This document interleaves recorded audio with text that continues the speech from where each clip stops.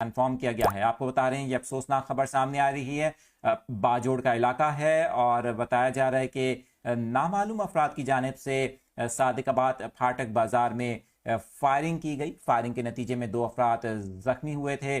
زخمی ہونے والوں میں پی ٹی آئی رہنما ریحان زیب بھی شامل تھے، تاہم اب وہ زخموں کی تاب نہ لاتے ہوئے چل بسے ہیں۔ افسوسناک خبر سامنے آ رہی ہے باجوڑ سے، جہاں پر پی ٹی آئی امیدوار کو فائرنگ کر کے قتل کر دیا گیا ہے۔ آپ کو بتائیں کہ افسوسناک خبر ہے صادق آباد پھاٹک بازار ہے جہاں پر یہ فائرنگ کا واقعہ پیش آیا ہے۔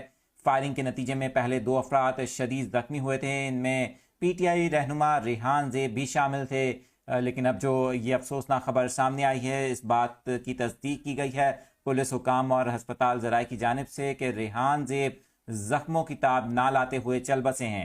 چمن میں اس سے پہلے ہم نے دیکھا کہ